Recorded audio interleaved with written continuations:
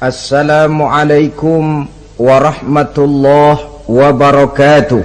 Waalaikumsalam warahmatullahi wabarakatuh. Bismillahirrahmanirrahim. Alhamdulillahi rabbil alamin. Wassalatu wassalamu ala ashrafil anbiya'i wal mursalin, Sayyidina wa maulana Muhammadin wa ala alihi wa ashabihil mujahidin at-tahirin, amma ba'du. Saudara-saudara kaum muslimin rahimakumullah, pada pertemuan kita kali ini kita akan membicarakan masalah yang berkenaan dengan khitan. Sebagai yang kita maklum bahwa khitan bukan merupakan syariat baru. Pelaksanaannya telah dimulai sejak zaman Nabi Ibrahim alaihi salam. Dijelaskan dalam ayat 124 surah Al-Baqarah, wa izibtala Ibrahim rabbuhu bikalimatin fa'atammahun. Dan ingatlah ketika Allah mencoba menguji Nabi Ibrahim dengan beberapa kalimat, maka dilaksanakannya itu dengan sebaik-baiknya. Allah menguji Nabi Ibrahim dengan beberapa kalimat. Kalimat di sini maksudnya adalah perintah dan larangan.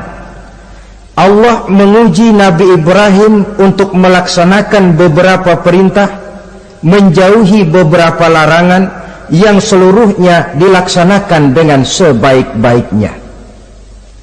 Kalau kita buka sejarah, akan kita lihat bahwa memang kehidupan Nabi Ibrahim penuh dengan tamsil-tamsil yang tentu merupakan hikmah buat kita sekarang ini. Oleh sebab itu, para ulama berbeda pendapat tentang perintah yang ada di dalam ayat 124 ini. Ada yang berpendapat Allah menguji Nabi Ibrahim dengan beberapa perintah dan larangan, bahwa perintah yang ada di dalam ayat ini adalah perintah untuk membangun Ka'bah. Ada juga yang mengatakan perintah untuk menyembelih putranya Nabi Ismail alaihi salam. Ada pula yang berpendapat perintah untuk hijrah, dan masih banyak pendapat-pendapat lain, termasuk pendapat yang menyatakan di dalam perintah ini adalah pelaksanaan daripada khitan, seperti yang dikuatkan oleh Al-Imam Qurtubi. Kesimpulannya adalah seperti yang dijelaskan oleh Al-Imamul Jalil Al-Hafiz Imaduddin Abil Fida Ismail Ibn Kathir di dalam tafsir Ibnu Kathirnya. Beliau mengutip pendapat Abu Ja'far bin Jarir, di mana beliau berkata, annahu yajuzu an yakuna al-muradu bil kalimat jami'u ma dzukira wa jaizun an yakuna ba'du dzalik wala yajuzul jazmu bi syai'in minha annahu al-muradu 'ala at-ta'yin illa bi hadisin aw ijma'in. Kesimpulannya ialah bahwa yang dimaksud dengan perintah dan larangan dalam ayat ini adalah seluruh yang ditemui oleh Nabi Ibrahim dalam perjalanan hidupnya, atau sebagiannya, tetapi tidak boleh menetapkan bahwa perintah dalam ayat ini cuma satu saja, kecuali berdasarkan hadis atau ijma'. Dengan kata lain, termasuklah khitan di dalam kalimat wa izibtala Ibrahim rabbuhu bikalimatin fa'atammahun. Kesimpulannya ialah syariat khitan dimulai oleh Nabi Ibrahim alaihi salam. Ini dari segi sejarahnya. Menurut hadis Imam Bukhari dan Muslim, ketika turun perintah khitan ini, umur Nabi Allah Ibrahim sudah mencapai usia 80 tahun. Kita bisa bayangkanlah ini, umur 80 tahun turun perintah khitan. Di zaman tentu belum ada pisau cukur, belum ada gunting, belum ada silet. Sedangkan pada usia 80 tahun kulit itu biasanya sudah mulai agak keras. Turun perintah untuk melaksanakan khitan. Ini pun fa'atammahunna, perintah ini dilaksanakan dengan sebaik-baiknya oleh Nabi Allah Ibrahim alaihi salam. Diteruskan syariat ini kemudian oleh putra-putra beliau yang juga menjadi nabi dan rasul, seperti Nabi Ismail, Nabi Ishak, dan terus oleh para nabi-nabi sesudah beliau sampai kepada Nabi kita Muhammad sallallahu alaihi wasallam. Apa sebenarnya hukum daripada pelaksanaan khitan? Saudara kaum muslimin yang berbahagia, hukum melaksanakan khitan adalah wajib, baik bagi laki-laki maupun perempuan. Kewajiban ini merupakan kewajiban penunjang. Artinya yang wajib sebenarnya melaksanakan ibadah. Orang tidak akan bisa melaksanakan ibadah kalau dia tidak bersuci, dan orang sulit untuk bersuci kalau dia tidak dikhitan. Maka khitan lalu ikut menjadi wajib. Dalam kaidah usul fikih dijelaskan, lil wasail hukmul maqasid. Wasilah mempunyai hukum yang sama dengan tujuan. Contoh, saudara wajib naik ke atas loteng, ya, wajibnya naik ke atas loteng. Tapi saudara tidak akan bisa naik ke loteng kalau tidak ada tangga. Maka adanya tangga ikut menjadi wajib. Perintahnya cuma naiklah kamu ke loteng. Tidak ada perintah carilah tangga. Tapi lalu dalam proses pelaksanaannya kita tidak akan bisa naik ke loteng kalau tidak ada tangga. Maka adanya tangga ikut menjadi wajib. Allah memerintahkan kita, dirikanlah sholat, wuduklah kamu, bersucilah kamu. Kita tidak akan bisa bersuci kalau tidak dikhitan. Maka khitan itu ikut menjadi wajib hukumnya. Bisa juga dengan kaidah ma la yatimmul wajib illa bihi fahuwa wajib. Suatu pekerjaan yang tidak akan sempurna tanpa sesuatu hal lain, maka sesuatu hal lain itu ikut menjadi wajib juga adanya. Kita tidak akan bisa naik ke atas loteng kalau tidak ada tangga, maka adanya tangga itu ikut menjadi wajib. Di dalam kitab Ghayatul Bayan ala Zubadi bin Ruslan dijelaskan, wal khitanu wajibun ala dzakari wal unsa. Dan khitan itu wajib hukumnya bagi orang Islam laki-laki maupun perempuan, libalighin akilin muhtamilin lahu, yang sudah balik, berakal dan sanggup menahan rasa sakit, satira binasbi kamratin qata'a wahiyal kulfatu minadz zakari wal ismu binasbihi aidan min unsa, yaitu memotong kulit kamrah yang menutupi daripada zakar seorang laki-laki. Adapun bagi perempuan, memotong asal nama potong, tidak seperti halnya laki-laki. Sebab apa? Sebab kulit yang dipotong yang disebut kulfah itu menghalangi orang daripada beristinja secara sempurna. Nah, kalau istinjanya sudah tidak sempurna, maka wuduknya tentu tidak sah. Kalau wuduknya tidak sah, maka sholatnya pun juga ikut jadi tidak sah. Oleh sebab itu, bagi laki-laki merupakan dosa besar kalau dia tidak berkhitan. Ini menurut pendapat Imam Ibnu Hajar. Sedangkan bagi perempuan, karena tidak dikhitannya itu tidak menghalangi istinjanya, tidak merupakan dosa besar, hanya saja berdosa tidak mengikuti syariat yang diteruskan dari Nabi Ibrahim oleh Nabi kita Muhammad sallallahu alaihi wasallam. Saudara-saudara, ini sekelumit tentang sejarah dan hukum daripada pelaksanaan khitan. Nah, sekarang kita lanjutkan dengan apa hikmah yang bisa diambil daripada pelaksanaan khitan dalam kerangka pembentukan pribadi muslim. Hikmah yang pertama, kalau setiap muslim ditanya kepengen punya anak macam apa, saya yakin jawabannya pasti sama, kepengen punya anak soleh. Betul apa betul? Betul. Apa ada di sini yang kepengen punya anak jadi garong? Tidak. Saya kira jangankan kita yang insya Allah termasuk orang baik-baik, orang yang tidak baik saja tidak pengen kok anaknya tidak baik. Maling saja tidak pengen anaknya jadi maling. Copet saja tidak kepengen anaknya jadi copet. Dia masih bisa bilang sama anaknya, "Nak, bapakmu sudah kadung jadi maling, kamu jangan nurunin." Itu yang ketahuan malingnya. Maling saja tidak pengen kok anaknya jadi maling, apalagi yang bukan maling. Tapi anak yang soleh ini, saudara, bukan proses yang sekali jadi. Anak soleh tidak akan muncul dengan simsalabim. Anak soleh tidak muncul dengan slogan.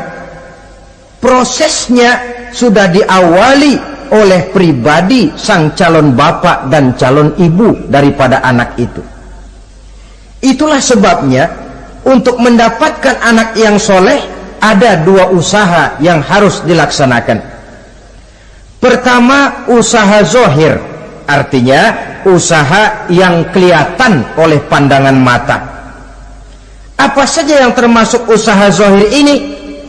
Pertama, pribadi calon bapak dan calon ibunya.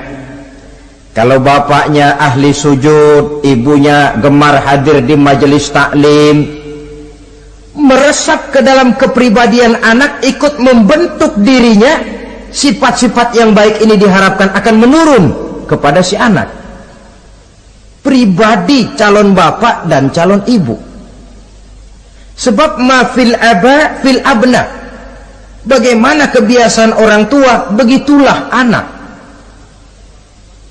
Kata pepatah, kalau bapak kencing berdiri, jangan heran anaknya kencing kabur. Kalau bapaknya bangun pagi jam 8, insya Allah anaknya jam 9. Jangan berharap anak mau sholat subuh. Kenapa? Bapaknya kasih contoh macam itu.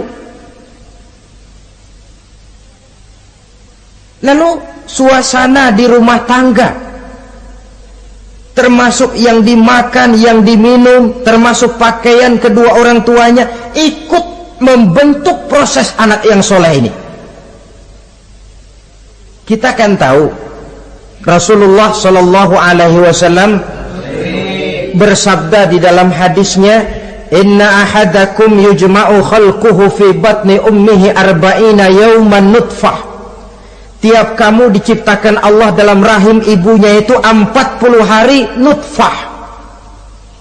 Nutfah itu maaf air kotor yang kalau ketemu di jalan kita jijik, dijual juga nggak laku, tapi kita berasal dari situ.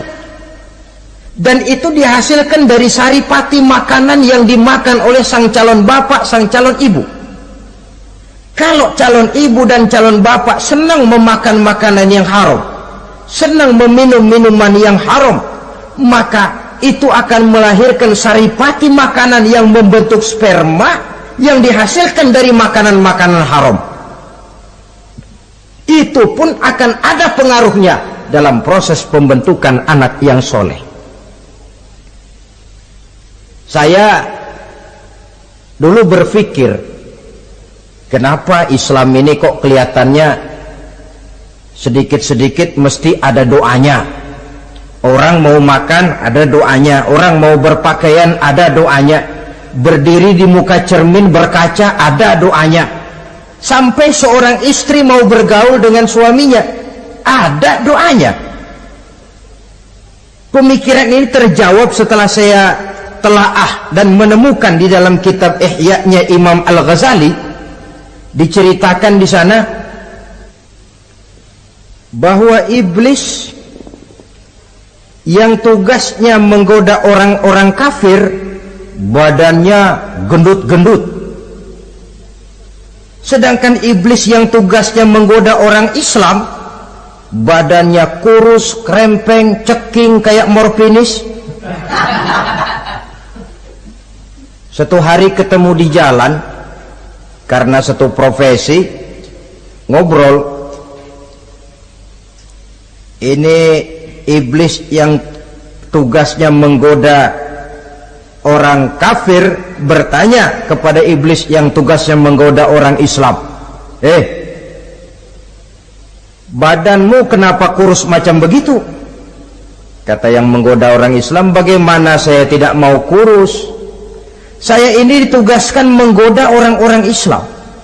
Orang Islam itu kalau dia mau minum dia baca bismillah. Bismillah racun, saya nggak bisa ikut minum. Dia mau makan baca bismillah. Bismillah racun lagi, saya nggak bisa ikut makan. Dia mau tidur tarik selimut, dia baca bismika Allahumma ahya wa amut, racun lagi aja. Saya nggak bisa tidur di selimut, terpaksa tidur di emper, mana keanginan. Dia mau bergaul sama istrinya, dia baca Allahumma jannibna syaitan wa jannibi syaitan fima razaqtana, racun lagi. Saya nggak bisa bantuin, cuma ngeliatin dari jauh. Bagaimana nggak kurus makan hati? Kata iblis yang badannya gendut-gendut, untung benar saya menggoda orang kafir yang nggak ada bacaan apa-apanya. Dia makan, saya ikut makan. Dia minum, saya ikut minum. Dia tidur di selimut empuk, saya masuk ke dalamnya. Dia bergaul sama istrinya, dikit-dikit saya bantuin. Allah Karim, ini maaflah kalau sudah dibantuin iblis ini, jangan heran anak jadi sangar nantinya. Jadi sejak proses produksi awal, Islam sudah mengajarkan hal yang sedemikian rupa. Pribadi calon ibu bapaknya baik, makanan, minuman, dan pakaian terdiri dari yang halal. Suasana beragama kelihatan di rumah tangga. Ibu ahli sujud, bapak ahli sujud. Ini termasuk proses usaha yang zahir dari orang tua yang menginginkan anak yang soleh. Sampai terjadi proses kehamilan. Proses kehamilan itu kata Nabi 40 hari yang pertama nutfah, 40 hari yang kedua alaqah, 40 hari yang ketiga mudghah. Mudghah itu embrio, cikal bakal bayi. Setelah proses 3 kali 40 hari itu, barulah ditiupkan ruh ke dalam rahim sang ibu. 120 hari atau 4 bulan, perempuan yang hamil itu baru terasa perutnya bergerak-gerak. Ini berdasarkan pengalaman perempuan. Saya sendiri kebetulan alhamdulillah belum pernah hamil.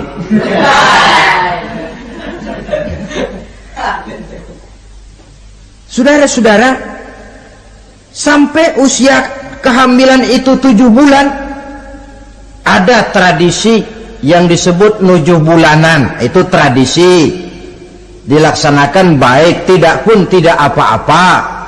Tidak ada perintahnya memang, tapi juga tidak ada larangannya. Apalagi berkumpul orang membaca ayat-ayat Al-Quran, memohon doa dan sebagainya. Sebab pada kandungan 7 bulan ini, embrio sudah mengarah kepada bentuk positif dari wujud manusia. Di situ dibacakan surah Yusuf, surah Maryam, surah Tabarak, surah Waqiah, tafaul namanya, mengundang rasa optimis supaya membawa keberkahan kepada pribadi sang calon anak yang nanti akan lahir ini. Tapi jangan lupa orang tuanya mulai dengan soleh dulu. Jangan orang tuanya nggak mau sujud, nggak mau ibadah, istrinya hamil dibacain surah Yusuf supaya anaknya cakep kayak Nabi Yusuf. Begitu keluar anaknya kepalanya segi 4 kayak kaleng kerupuk. Apa surah Yusuf yang salah? Tentu saja orang tuanya yang tidak memulai kesolehan itu sendiri. Lalu usia kandungan 7 bulan ke atas, sang calon bapak mulai membantu-bantu istrinya. Kalau malam diusapi perut istrinya yang sedang hamil berat itu, sambil dibacakan surah Al-Insyirah, ya ngusap-ngusap sayang, bukan ngusap gemes. Alam nasrah laka sadrak wa wada'na anka wizrak allazi anqadha dhahrak, supaya Allah memberikan keringanan kepada kehamilan istrinya sampai kepada proses kelahirannya. Begitu sang jabang bayi brol lahir ke alam ini, sudah dicegat lagi oleh ajaran agama, diazankan. Diriwayatkan oleh Abi Dawud, kana Rasulullah sallallahu alaihi wasallam azana al-Hasan wal Husain fi uzunaihi al-yumna wa aqama fi uzunaihi al-yusra. Adalah Rasul mengazankan cucunya Hasan dan Husain di telinga kanan, mengkomatkan di telinga kiri. Bayi muslim lahir ke dunia dicegat dengan suara azan. Apa sebab? Bayi yang baru lahir ke dunia ini ibarat kaset kosong. Kalau kaset kosong dipakai merekam, daya rekamnya kuat. Maka bayi yang baru lahir ini, sebelum sempat dia dengar cintaku sedalam lautan Atlantik, belum sempat dia dengar gelas-gelas kaca, belum sempat dia dengar tembok derita,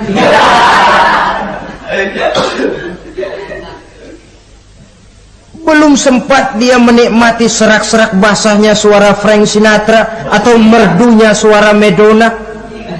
Rekaman pertama yang masuk lafzul jalalah, Allahu Akbar, Allahu Akbar. Belum sempat dia dengar yang lain. Keagungan Allah yang didengarnya. Kaset kosong diisi dengan rekaman pertama berupa lafzul jalalah. Saudara hadirin yang saya hormati, lalu datang kewajiban orang tua setelah sang anak lahir. Apa itu? Memberikan nama. Jangan lupa, ini proses pembentukan anak yang soleh. Memberikan nama. Walaupun William Shakespeare pernah bilang, what is a name? Apa sih arti sebuah nama? Cuma nama saja kok. Biar adanya di atas lumpur, kalau memang intan ya tetap intan. Nama itu tidak banyak artinya.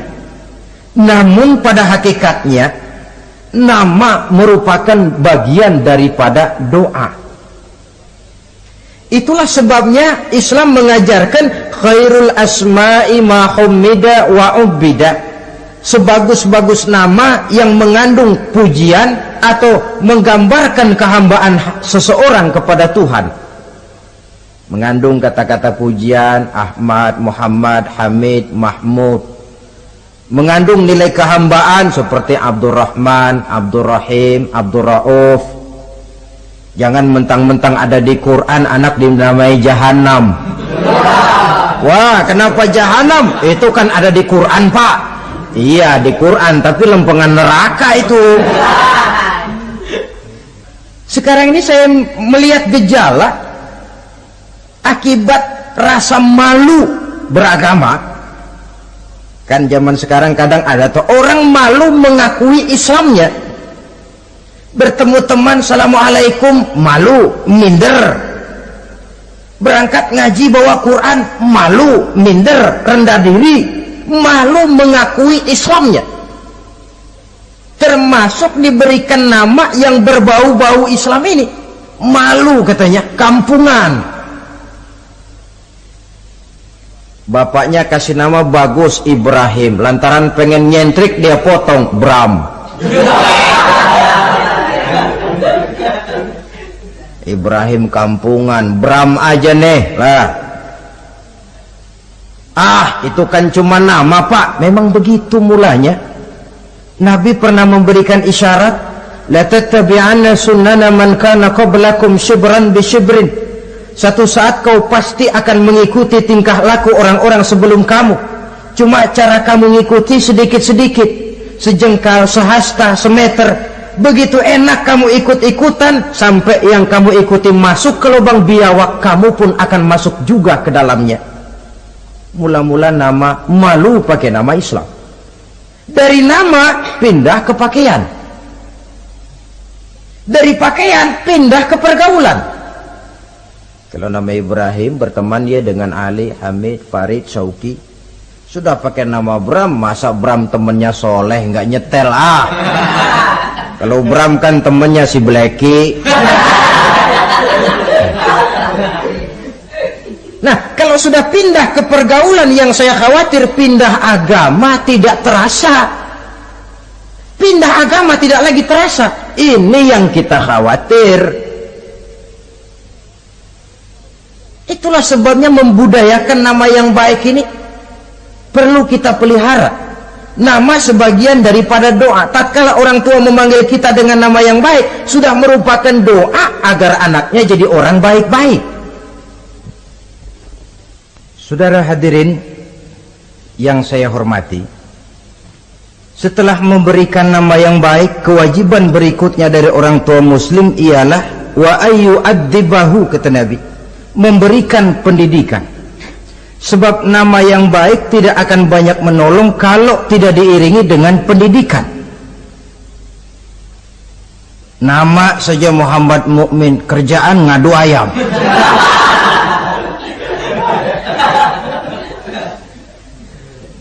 Nama yang baik tapi lantaran tidak diiringi dengan pendidikan, tidak akan banyak menolong.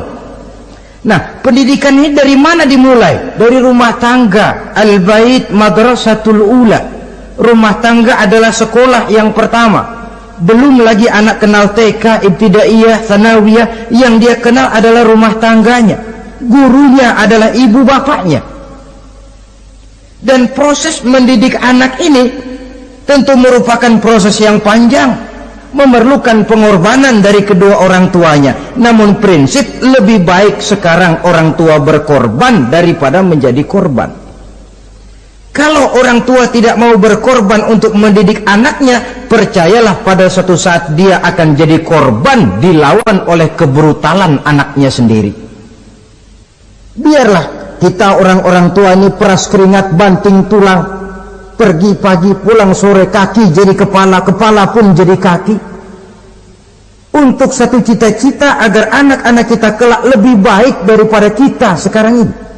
Mendidik, karena kian hari kita dihadapkan dengan kenyataan peledakan penduduk, sulitnya lapangan kerja, persaingan hidup yang makin tajam, sulitnya ekonomi.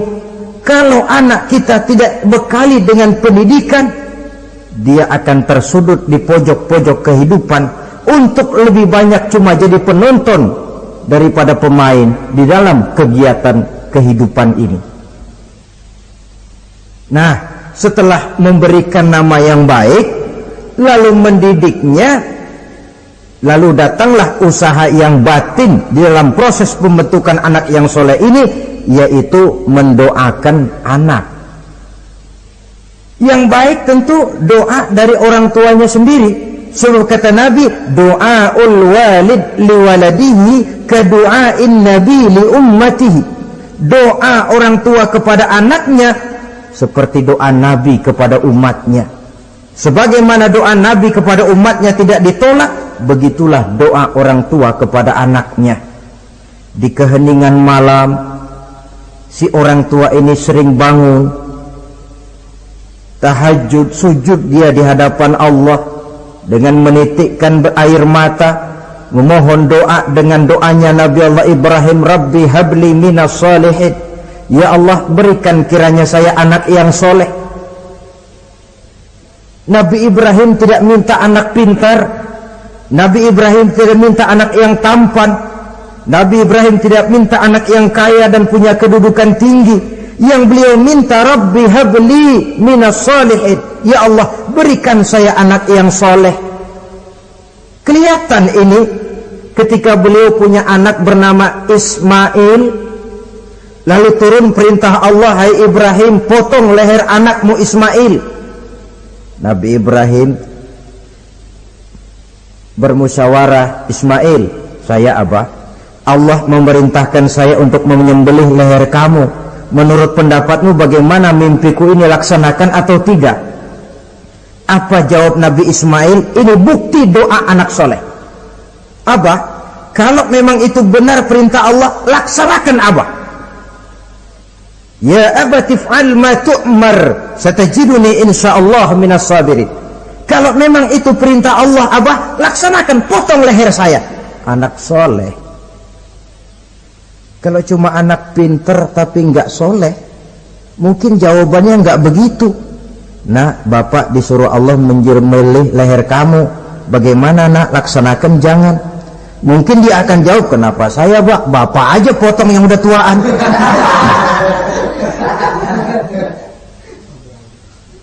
Doa orang tua kepada anak, atau boleh juga doa orang lain yang diyakini kesolehannya oleh orang tua tadi. Mengundang Pak Ustadz, Pak Kiai ke rumah, tolong doakan anak saya, tidak ada salahnya. Sebab Nabi mengajarkan, aktsiru minan nas bidu'ail khair, fa innaka la tadri min ayyi fahin yuqbal. Banyak-banyaklah minta doa kebaikan dari orang lain, sebab kamu tidak tahu dari mulut yang mana doa itu diterima Allah. Mungkin saja orang menurut pandangan kita kere, miskin, tidak dipandang orang lain, tapi kalau doanya Allah mau terima, siapa yang sanggup menghalangi? Banyak-banyaklah minta doa kebaikan dari orang lain, sebab tidak seorang pun tahu dari mulut yang mana doa itu akan diterima Allah. Doa orang tuanya. Inilah hikmah khitan yang pertama, proses pembentukan anak yang soleh. Yang kedua, khitan itu menanamkan kepada anak-anak muslimin sikap berani menghadapi hidup. Di waktu kecil sudah dilatih mengalirkan darah, seolah-olah orang tuanya berkata, nak, hidup ini adalah perjuangan, nak. Perjuangan itu peras keringat, banting tulang, mengalirkan darah, kadang-kadang mengorbankan nyawa. Hidup bukan undian, nak. Jangan mengharap untung besar tanpa mau peras keringat. Berani hidup artinya berani menghadapi segala resiko yang ada di dalam hidup. Di zaman sekarang banyak orang yang takut menghadapi hidup. Pakaian mau bagus, makan mau enak, hidup mau terpandang dan dihargai orang, tapi kerja keras tidak mau. Paling-paling istilah orang maunya cuman hardolin. Hardolin itu bahasa Jerman, artinya dahar modal ulin. Santai. Ini kan takut menghadapi hidup, atau melihat bahwa stres hidup begitu tinggi, lalu mengundi-ngundi hidup. Dipertaruhkannya hidup di meja judi, dipertaruhkannya hidup di gunung-gunung, memuja-muja setan dan sebagainya. Itu pun termasuk orang yang takut menghadapi hidup, tidak berani menghadapi resiko yang ada di dalamnya.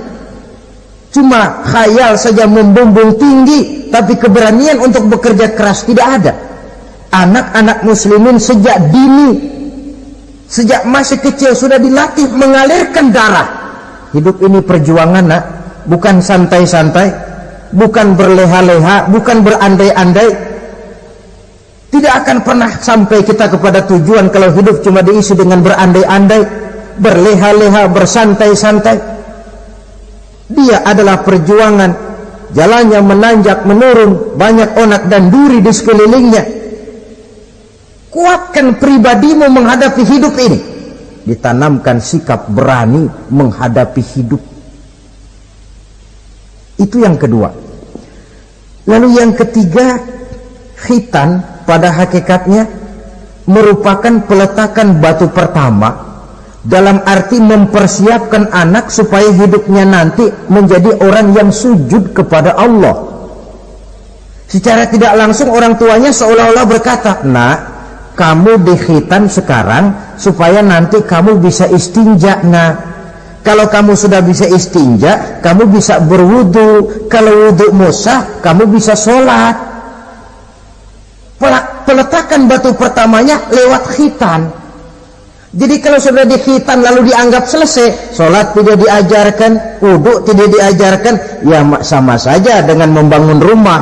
Setelah peletakan batu pertama lalu tidak dilanjutkan dengan membangun yang lain, alang-alang yang bakal tumbuh.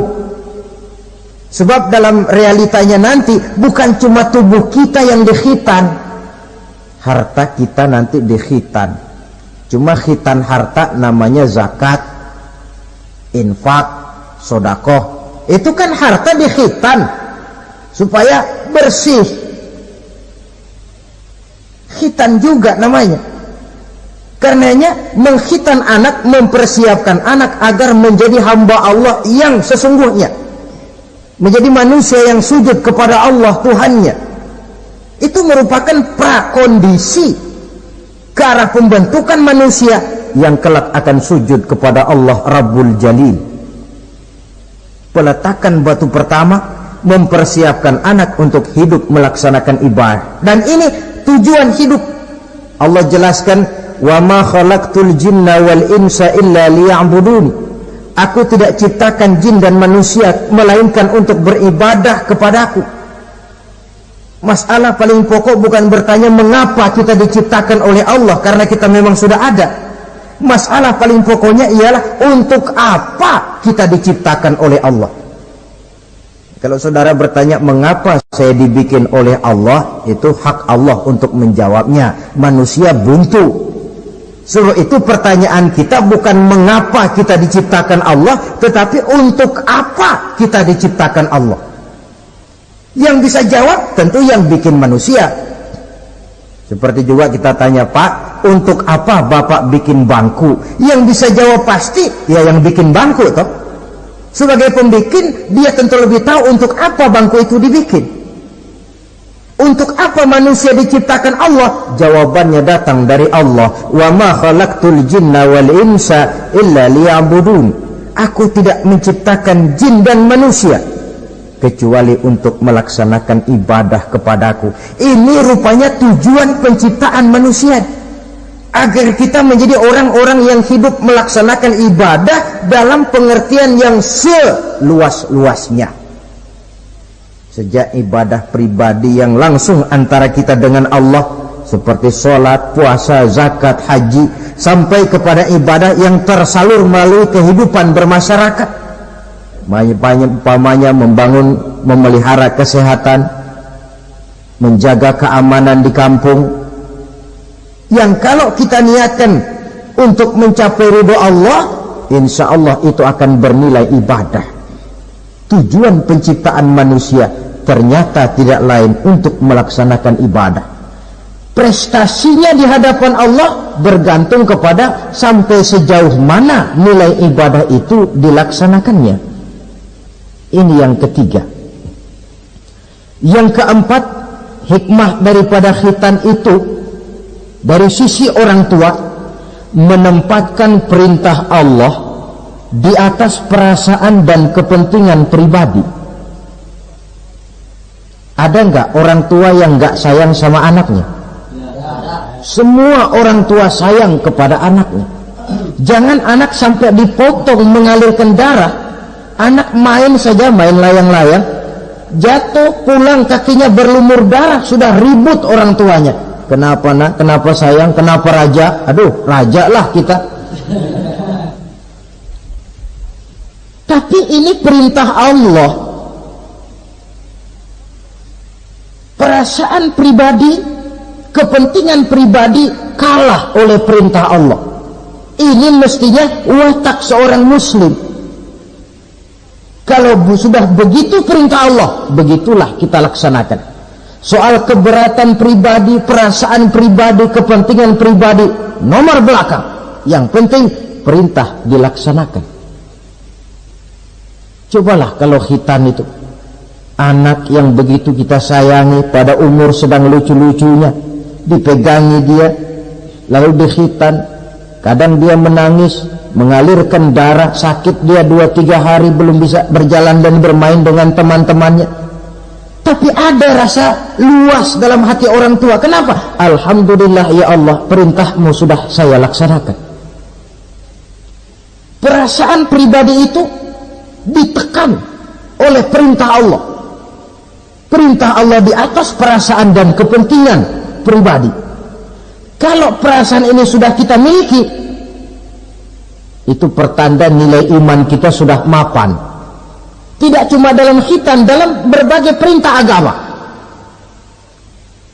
Hari Jumat berangkat kita dagang, begitu 11:30 mendadak banyak yang beli, laku lagi. Sudah kedengaran suara azan, hayya 'alas shalah, hayya 'alal falah, pembeli makin banyak. Disitulah barometer iman kelihatan. Terusin melayani pembeli dan dapat untung banyak, atau perintah Allah yang sudah memanggil-manggil itu. Kalau perintah Allah di atas perasaan dan kepentingan pribadinya, dia akan tinggalkan dagangan itu, dia akan bergegas menuju panggilan Allah. Saudara hadirin yang saya hormati, jadi perintah khitan ini mendidik setiap muslim agar perintah Allah berada di atas perasaan dan kepentingan pribadi. Hijau kata Allah, hijau kata kita. Putih kata Allah, putih kata kita. Ke barat kata Allah, ke barat kita melangkah. Ke timur perintah Allah, ke timur kita berjalan. Nyatanya kita ini sering paradok. Ke kulon kata Allah, nyetan kita berangkat. Ngalor perintah Allah, ngidul kita jalan. Putih kata Allah, hijau kita bilang. Paradok. Kenapa? Berpadu segala macam perasaan dan kepentingan dalam kehidupan kita, yang kadang mengalahkan kepentingan agama, kadang mengalahkan kepentingan umat, mengalahkan kepentingan orang banyak. Tidak itu yang dididik di dalam pelaksanaan khitan ini. Ini yang keempat. Kemudian yang kelima, dari segi kesehatan, kulit yang dipotong, yang menutupi kulfah itu adalah tempat bersarangnya segala macam kotoran. Membiarkannya mengendap bisa saja menimbulkan kanker kulit. Maka untuk menjaga dan memelihara kesehatan, agama menganjurkan khitan. Di samping tentu ada unsur kepentingan biologis. Ini maaf-maaf lah, kalau nanti orang sudah bersuami, sudah beristri, akan terasa manfaatnya khitan. Lain loh yang dikhitan dengan yang tidak itu. Coba saja tanya orang, makan pisang itu yang enak dikupas dulu apa dimakan kulit-kulitnya? Ya mesti tentu yang enak ya dikupas dulu. Kalau kulit-kulitnya juga dimakan, rakus namanya. Belum lagi kemungkinan bisa jadi penyakit. Dari segi kesehatan, dari segi kepentingan biologis, perintah khitan ini kembali manfaatnya buat kehidupan manusia. Itulah sebabnya di dalam An-Nahl ayat 123 Allah Subhanahu wa taala menegaskan, "Tsumma auhayna ilaika an ittabi' millata Ibrahim hanifa wa ma kana minal musyrikin." Kemudian kami wahyukan kepada kamu wahai Muhammad, ikutilah agama Ibrahim yang hanif ini, dan tidaklah ia termasuk daripada golongan orang-orang yang menyekutukan Allah.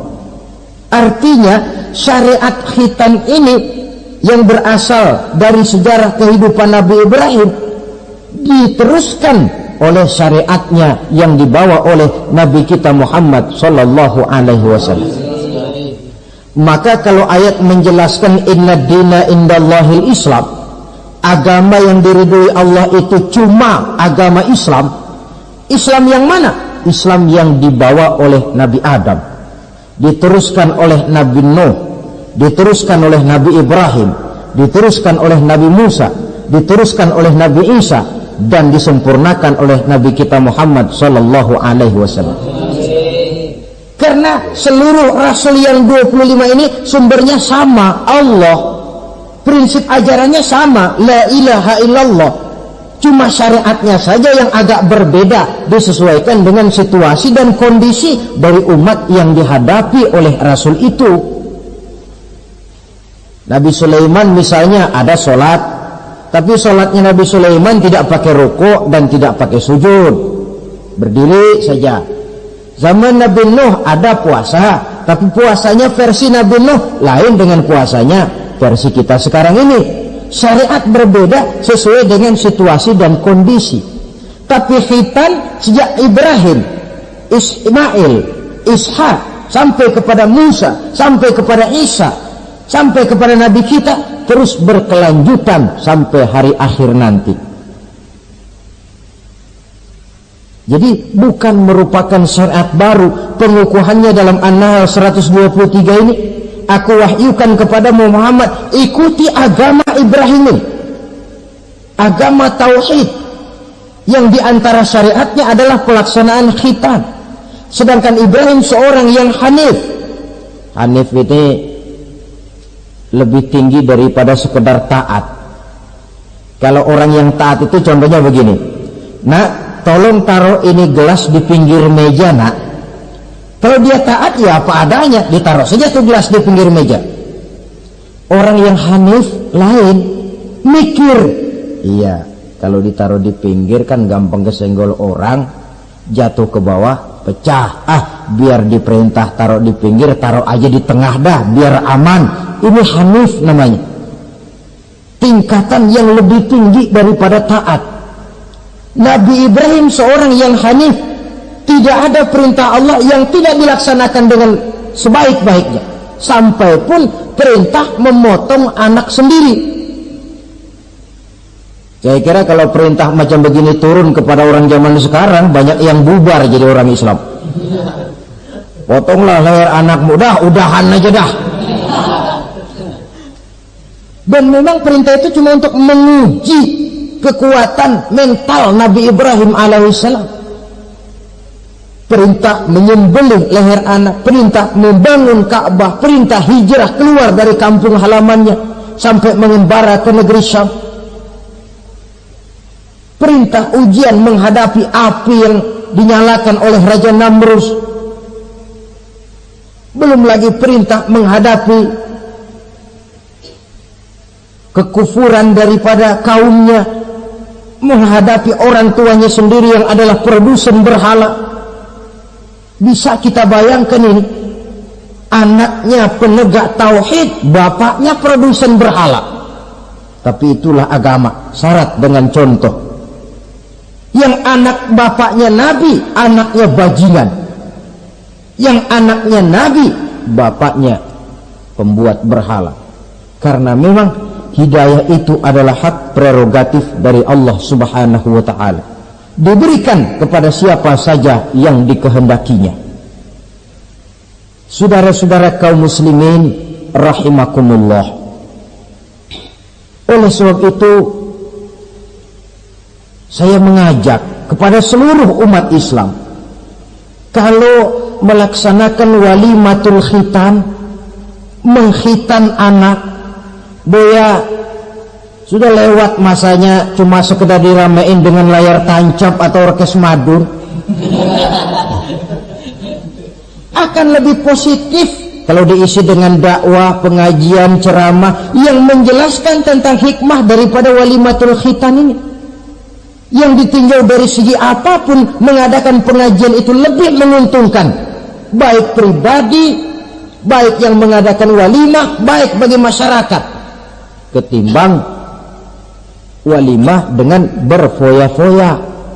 Apalagi hadis mengingatkan kita, kata Nabi begini, man sanna sunnatan hasanatan falahu ajruha wa ajru man amila biha. Siapa yang memulai satu kebajikan, dia akan mendapat pahala dan pahala dari orang-orang yang mengikuti kebajikan itu. Saudara, nyunatin anak, mengadakan pengajian, undang kiai, banyak orang yang hadir, saudara akan dapat pahala dan juga dapat pahala dari seluruh orang yang hadir. 1000 orang yang hadir, 1000 saudara dapat pahala.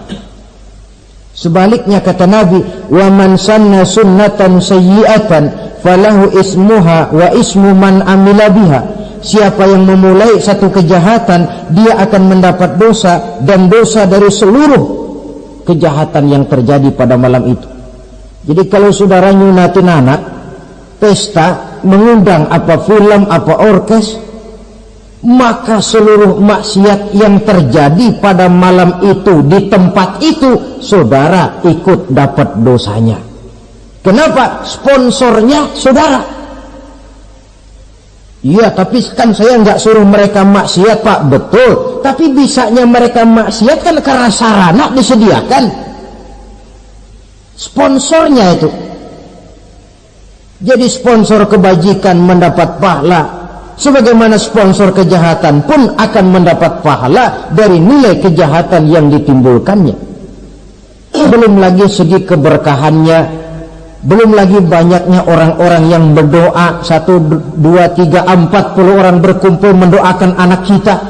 Masuk dalam hadis doaul arba'in ka doail wali, doa 40 orang yang berkumpul sudah sama dengan doanya seorang wali.